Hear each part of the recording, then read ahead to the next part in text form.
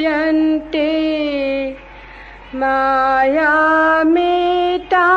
तरन्ति ते। क्योंकि यह अलौकिक अर्थात अति अद्भुत त्रिगुणमयी मेरी योग माया बड़ी दुस्तर है, परंतु जो पुरुष मेरे को ही निरंतर भजते हैं वे इस माया को उल्लंघन कर जाते हैं, अर्थात संसार से तर जाते हैं। दुस्तर है, कठिन है, आर्डुअस है, अलौकिक है, बड़ी शक्ति है प्रकृति की, क्योंकि है तो परमात्मा की ही शक्ति। कठिन है क्योंकि हम उसी शक्ति से निर्मित हैं। हमारा सब कुछ सिर्फ हमारे भीतर जो परमात्मा है उसे छोड़कर, हमारा शरीर, हमारा मन, हमारी बुद्धि, हमारा सब कुछ प्रकृति से ही निर्मित है। जब हम मिट्टी से लड़ते हैं तो हम मिट्टी को ही लड़ा रहे हैं।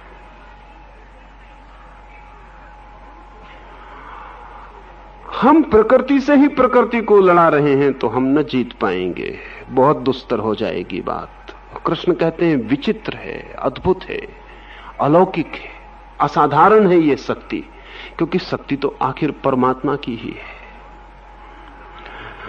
माना कि कितनी ही छोटी लहरें हों फिर भी हैं तो सागर की।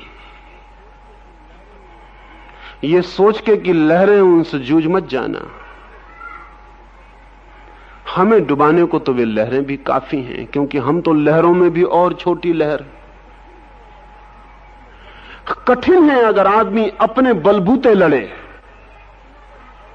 कठिन है अगर अपने पर ही भरोसा रख के लड़े। अगर सोचता हो कि मैं ही पार कर लूंगा तो कठिन है। लेकिन कृष्ण कहते हैं कठिन नहीं भी है, संभव भी है, अगर कोई मेरा सहारा ले ले, अगर कोई दिन रात मुझे ही भजे, अगर कोई दिन रात मुझको ही समर्पित रहे, अगर कोई मेरे ही हाथ में सारी बात छोड़ दे और कहे कि ठीक अब तुम ही नाव को खेलो, अब मैं छोड़ता हूं, अब तुम मुझे ले चलो जहां ले चलना हो। अगर कोई मुझ पर भरोसा कर सके, ट्रस्ट कर सके, तो बड़ी सरल है। विराट शक्ति के साथ भरोसा हो तो लड़ाई बहुत आसान है। खुद आदमी लड़ने की कोशिश करे तो लड़ाई बहुत कठिन है, जीतना करीब करीब असंभव है, हारना ही सुनिश्चित है। विराट के साथ हार असंभव है, विराट के साथ जीत सुनिश्चित है। लेकिन विराट के हाथों में अपने को छोड़ने के लिए कृष्ण कहते हैं दिन रात मुझे ही भजे। क्या मतलब होगा दिन रात भजने का? कि क्या कोई आदमी कृष्ण कृष्ण कृष्ण कृष्ण कहता रहे? कई लोग कह रहे हैं, कुछ दिखाई नहीं पड़ता, कुछ हुआ हो। नहीं, भजना इतनी साधारण बात नहीं है। इसका यह मतलब भी नहीं कि कोई कृष्ण कृष्ण ना कहे। भजना बहुत भाव की दशा है। भजने का अर्थ है एक अंतः स्मरण। जहां भी जो भी दिखाई पड़ जाए उसमें कृष्ण का ही स्मरण। फूल दिखे तो पहले फूल की ख्याल ना आए, पहले ख्याल कृष्ण की आए, फिर कृष्ण फूल में खिल जाए, फिर फूल कृष्ण रूप हो जाए। भोजन को बैठे तो पहले ख्याल भोजन का ना आए, कृष्ण का आए। पेट में भूख लगे तो पहले ख्याल ये ना आए कि मुझे भूख लगी, पहले ख्याल आ जाए कृष्ण को भूख लगी। ऐसा रोए रोए में उठते बैठते चलते सोते सांझ जब रात बिस्तर पर गिरने लगे तो ऐसा ख्याल ना आए कि मैं सोने जा रहा, ऐसा ख्याल आए कि मेरे भीतर वो जो कृष्ण है अब विश्राम को जाता। और ये शब्द से नहीं, ये भाव से। मैं तो आपसे कहूंगा तो शब्द से ही कहूंगा, लेकिन ये भाव से ख्याल आए। घर में आपके एक बच्चा पैदा हो तो ऐसा न लगे कि बच्चा पैदा हुआ है, ऐसा लगे कि कृष्ण आए या परमात्मा आया। कोई भी नाम से कोई अंतर नहीं पड़ता, क्योंकि सभी नाम उसी के हैं। लेकिन भाव यह हो कि परमात्मा है। सभी स्थितियों में, सुख में, दुख में, विपदा में, संपदा में, सभी स्थितियों में उसका ही स्मरण बना रहे, सभी कुछ उसको ही समर्पित हो जाए। ऐसा जो दिन रात भजे कोई, तो विराट से सम्मिलन शुरू हो जाता है। क्योंकि हमारी चेतना उसी तरफ बहने लगती है जिस तरफ हमारी स्मृति होती है। स्मृति चेतना के लिए चैनलाइजेशन है। जैसे हम नहर बनाते हैं नदी में, तो नहर नहीं बनाते तो नदी बहती है जहां उसे बहना होता है। नहर बना देते हैं तो फिर नदी नहर से बहती है, और जहां हमें ले जाना होता है नदी वहां पहुंच जाती। स्मरण, या जिसे संत उन्हें स्मृति कहा है, सुरति कहा है, बुद्ध ने राइट माइंडफुलनेस कहा है, सम्यक स्मृति, या और कोई सुमरन, या और भी नाम हैं हजार।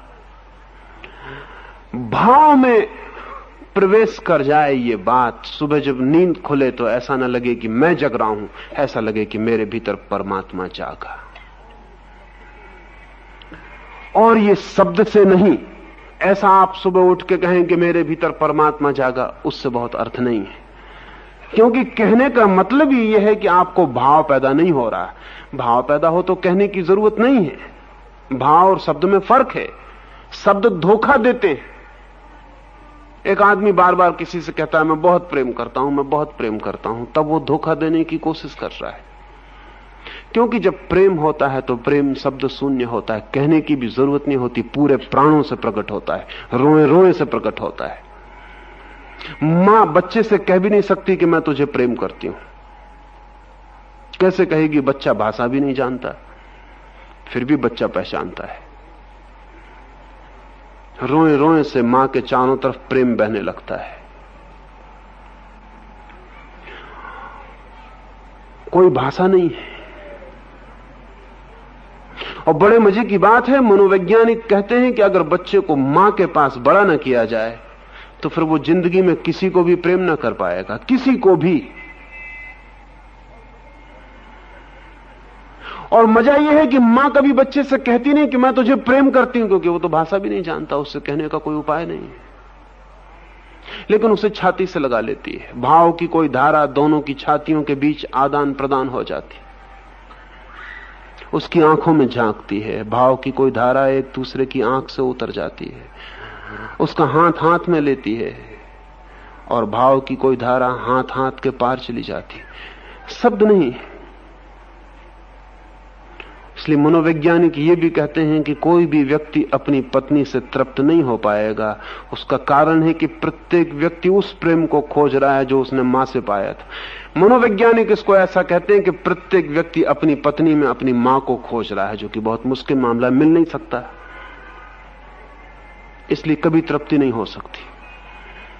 वो जो अनूठा प्रेम था, शब्दहीन, निशब्द, मौन, जाना था जिसे किसी ने कहा नहीं था, कभी किसी ने दावा नहीं किया था, लेकिन फिर भी बहा था और पहचाना था। उसी प्रेम की तलाश चल रही जिंदगी भर। वो प्रेम फिर दोबारा नहीं मिलेगा, इसलिए बेचैनी है, इसलिए कठिनाई है, इसलिए अड़चन है। मां की खोज चल रही, वो नहीं मिलती, वो नहीं पकड़ में आती। फिर कभी वो कहां मिलेगी, वो कैसे मिल सकती है? उसका उपाय भी ना के बराबर है। फिलहाल तो नहीं है, पर उसने तो कभी कहा नहीं था, पत्र नहीं लिखे थे, कोई प्रेम पत्र नहीं लिखे थे, बड़े दावे नहीं किए थे। लेकिन फिर दावे करने वाले लोग आते हैं, दावे बहुत होते हैं और भीतर कुछ भी नहीं होता। सुना है मैंने कि एक प्रेमी अपनी प्रेमिका से कह रहा है कि अगर आग भी बरसती हो तो भी तुझे बिना देखे मैं नहीं रह सकता, अगर प्रलय भी आ जाए तो भी तुझे बिना देखे मैं नहीं रह सकता, अगर एटम बॉम्ब भी बरसता हो तो भी मैं तुझे देखे नहीं रह सकता। फिर उसकी प्रेसी ने जब वो विदा हो रहा था उससे पूछा कि कल आने वाले हो या नहीं। उसने कहा कि देखो, अगर सांझ वर्षा न हुई तो मैं जरूर आ जाऊंगा। वो जो बेचारा कह रहा था प्रलय आ जाए, आग बरसती हो, वो कह रहा है कल अगर वर्षा न हुई जरूर आ जाऊंगा। दावे हैं फिर, लेकिन दावों के पीछे कोई भाव नहीं है। ये जो स्मरण है, ये जो प्रभु परायण होने की बात है, ये जो कृष्ण कहते हैं मुझे ही जो भजे 24 घंटे, इसका अर्थ है जो भाव से मुझ में जिए, उठे बैठे कहीं भी भाव से मुझ में रहे, चले फिरे कहीं भी भाव से मुझ में रहे, करे कुछ भी भाव से मुझ में रहे। एक अंतर्धारा भाव की मेरी तरफ बहती रहे, बहती रहे, बहती रहे। धीरे धीरे वो नहर खुद जाती है, जिससे व्यक्ति और परमात्मा के बीच सेतु बन जाता है। और एक बार वो सेतु निर्मित हो जाए, फिर इस प्रकृति से ज्यादा निर्बल कोई चीज नहीं है। ये बहुत निर्बल है, बहुत दीन है प्रकृति, लेकिन जब तक वो सेतु ना बने महाशक्तिशाली है प्रकृति। क्योंकि ये सब तुलनात्मक वक्तव्य हैं। हमारी तुलना में प्रकृति बहुत शक्तिशाली है, परमात्मा की तुलना में कोई सवाल ही नहीं उठता, कोई प्रश्न ही नहीं है। इसलिए आदमी अगर अपने पे भरोसा करे तो उलझाएगा अपने को। और जब से पूरी आदमियत ने अपने पे भरोसा करना शुरू किया है, और जब से ऐसा लगा है कि ईश्वर को बीच में आने की कोई भी जरूरत नहीं है, हम काफी हैं, मैन इज इनफ, पर्याप्त है आदमी, तब से हमने आदमी की समस्याएं करोड़ गुना गहरी और गहन कर दी हैं। और सुलझाव कुछ भी दिखाई नहीं पड़ता, रोज उलझाव बढ़ता चला जाता है। एक समस्या सुलझाते हैं तो सुलझाने में 25 नई समस्याएं खड़ी कर लेते, उनको सुलझाने जाते हैं कि और हर एक समस्या से 25 समस्याएं खड़ी होती हैं। सारा मनुष्य एक समस्या हो गया है, सिर्फ एक समस्या, जिसे कहीं से भी छुओ और समस्या। जैसे सागर को कहीं से भी चखो और नमकीन नमक, ऐसे आदमी को कहीं से भी छुओ और समस्याएं निकल आती हैं। कुछ भी करो और समस्याएं, सब तरफ समस्याएं फैल गई हैं। क्या बात हो गई है? असल में प्रकृति से लड़के हम जो कर रहे हैं उससे यही होना निश्चित था। प्रकृति दुस्तर है, उससे लड़ा नहीं जा सकता। उससे लड़के हम सिर्फ अपने ऊपर मुसीबत बुला सकते हैं। हां, थोड़ी देर हम अपने को भ्रम में रख सकते हैं कि हम लड़ रहे हैं और जीत जाएंगे। हम थोड़ी देर आशाएं बांध सकते हैं, लेकिन सब आशाएं धूल धूसरित हो जाती हैं, सब मिट्टी में मिल जाती हैं। फिर भी आदमी अजीब है, अब तक उसे ख्याल नहीं आया। और हम एक दूसरे को हिम्मत बढ़ाए चले जाते हैं। बाप बेटे को कहता है कोई फिक्र नहीं, मैं नहीं जीता, तू जीत जाएगा, जरा परिस्थितियां ठीक न थी। शिक्षक विद्यार्थी को कहे जाता है कोई फिक्र नहीं, हम नहीं जान पाए कि सत्य क्या है, लेकिन तुम जान लोगे, क्योंकि अब ज्ञान और काफी विकसित हो गया है। सुना है मैंने, एक आदमी एक रास्ते से गुजर रहा है, एक गरीब गधे को लिए हुए, उसके ऊपर सामान काफी लादा हुआ है। जितना गरीब गधा हो उतना ज्यादा सामान लाद देते हैं लोग।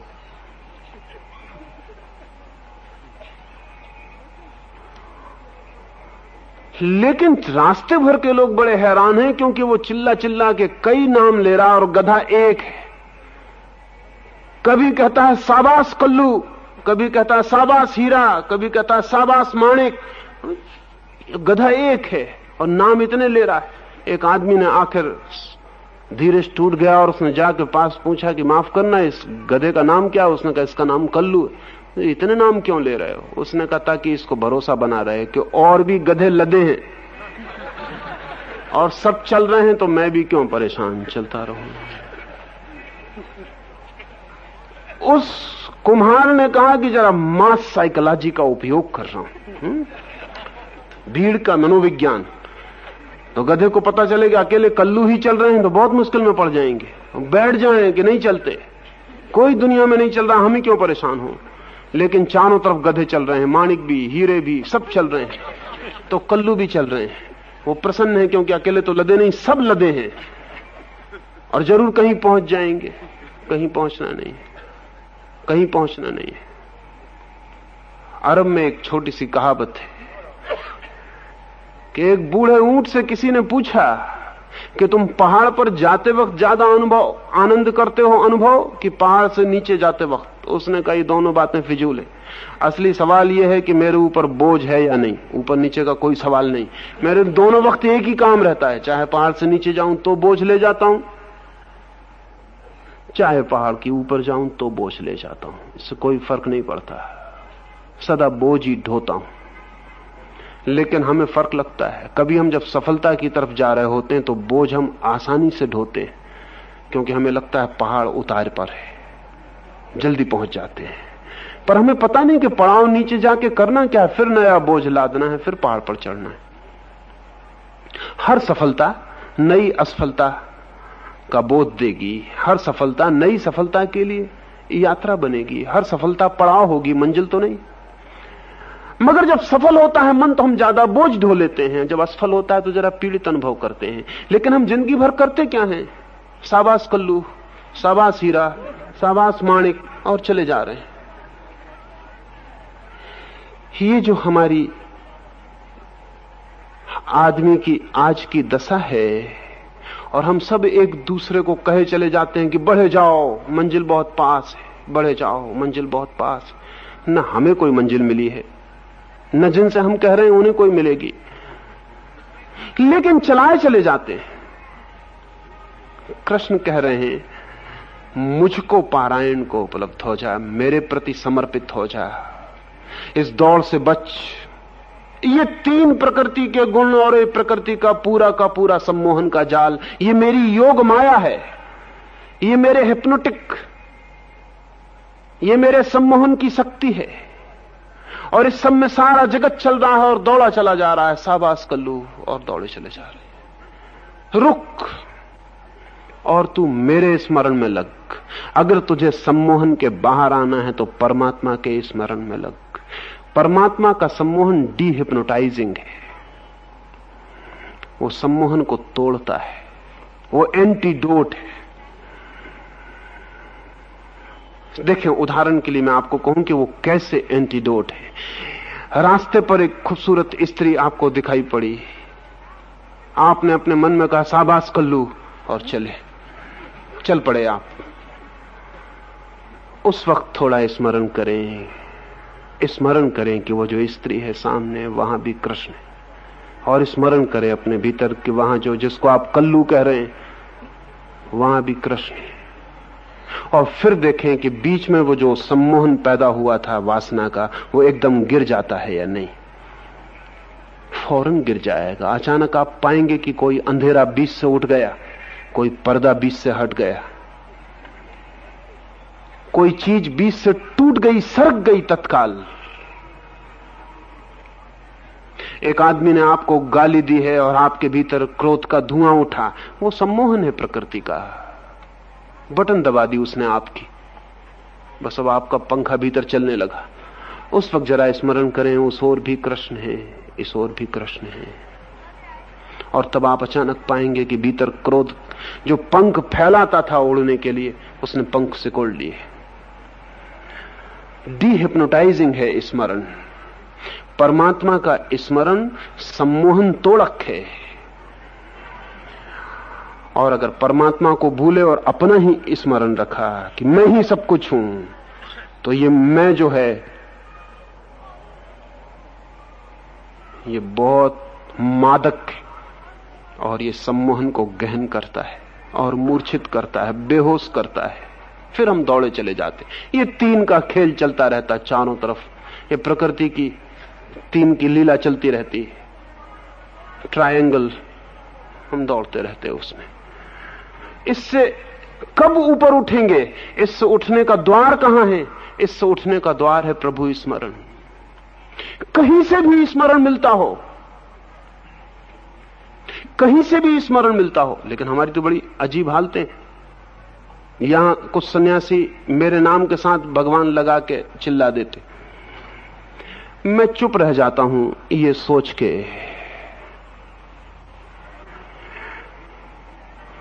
कि आज नहीं कल वो मेरा नाम भी छोड़ देंगे और सिर्फ भगवान का नाम ही उच्चारित करेंगे। क्योंकि उसमें भगवान शब्द झूठ नहीं है, उसमें मेरा नाम ही झूठ है। लेकिन मेरे पास चिट्ठियां आती हैं लोगों की कि आप लोगों को मना क्यों नहीं करते कि भगवान लगाना बंद करें, सिर्फ रजनीश कहें, आचार्य रजनीश कहें, भगवान लगाना बंद करें। लोगों की चिट्ठियां आती हैं, वो समझते हैं बहुत होशियार लोग हैं जो मुझे चिट्ठियां भेजते हैं। एक आदमी ने चिट्ठी नहीं भेजी कि वो कहता कि रजनीश कहना बंद कर दें, क्योंकि दोनों बात एक साथ नहीं हो सकती।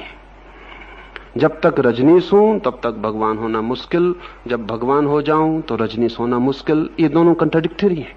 लेकिन वो चिट्ठियां होशियार लोग जो हैं, होशियार का मतलब जिनके पास कोई यूनिवर्सिटी का कागज का टुकड़ा वगैरह है, वो फौरन चिट्ठी भारी, मुझे कई चिट्ठियां 10-5 चिट्ठियां आई कि फौरन बंद करवाइए, ये क्या हो रहा है।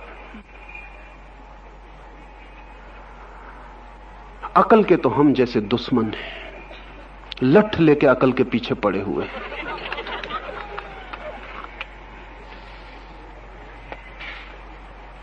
चलो यही बहाना अच्छा, भगवान के तो नाम ले लेते हैं, खूंटी मेरी भी सही तो क्या हर्ज है, खूंटी तोड़वा लेंगे, खूंटी कोई बड़ी चीज नहीं। भगवान जैसा वजन रखोगे खूंटी कितनी देर बचेगी, खूंटी गिरी जाएगी। लेकिन नहीं, जिनको ये तकलीफ होती है उनकी तकलीफ का कारण है स्मरण जैसी चीज का उन्हें कोई पता नहीं है। एक और मजे की बात है कि मैं सदा आपके भीतर बैठे परमात्मा को प्रणाम करता रहा, तब किसी ने मुझे चिट्ठी लिख के नहीं भेजी कि आपको हम परमात्मा, हमको आप परमात्मा क्यों कहते। किसी आदमी ने चिट्ठी लिख के नहीं भेजी मुझे कि आप हमको परमात्मा क्यों कहते। मैंने बहुत दिन कह के देख लिया, मैंने सोचा कि वो कुछ सुनाई नहीं पड़ता आपको, मैंने बंद कर दिया। अब ये दूसरी छोर से इन लोगों ने शुरू कर दिया, ये छोर दूसरा, बात वही है। लेकिन अब उनको बड़ी बेचैनी हो रही, उन्हीं सज्जनों को जिनको कि मैं निरंतर कहता रहा कि आपके भीतर बैठे परमात्मा को प्रणाम करता हूं, उन्होंने बड़े मजे से स्वीकार किया था। उनको अब बड़ी अड़चन हो रही कि भगवान का नाम क्यों ले रहे। स्मरण का हमें कोई पता नहीं है। अच्छा ही है इस बहाने आपके कान में पड़ गया। कल तो एक मित्र ने आके कहा कि अगर अब दोबारा इन्होंने लिया तो मैं सुनने नहीं आऊंगा। बहुत मजेदार है, वो मुझे सुनने आते हैं, कहते हैं सुनना मुझे प्रीतिकर है, आपकी बात ठीक लगती, लेकिन ये भर नहीं होना चाहिए, ये भगवान का नाम है। तो भगवान से ऐसी क्या दुश्मनी है। मुझसे तो दुश्मनी नहीं मालूम पड़ती उनकी, क्योंकि कहते हैं आपका अच्छा लगता है सुनने, हम रोज आना चाहते हैं। भगवान से दुश्मनी मालूम पड़ती है। मत आए, बिल्कुल ना आए, और पिछली दफे भी जो आए हों उसको बिल्कुल भूल जाएं, क्योंकि वो बेकार है। क्योंकि मैं जो बोल रहा हूं वो सिर्फ इसलिए बोल रहा हूं कि मुझ में ही नहीं, सब जगह जहां भी कभी कुछ दिखाई पड़े भगवान ही दिखाई पड़े, उसके लिए बोल रहा हूं। और मेरे सुनने का कोई प्रयोजन नहीं, आप बिल्कुल मत आए। क्या जरूरत है यहां कोई शाबाश कल्लू, आपको कोई दौड़ तो लगवानी नहीं है मुझे। आज इतना ही, लेकिन उठना मत, जो उठ जाएगा मैं समझूंगा शाबाश कल्लू। आप बैठे रहेंगे अपनी जगह। थोड़ा हम भगवान का स्मरण करते हैं, उसमें आनंदित हों।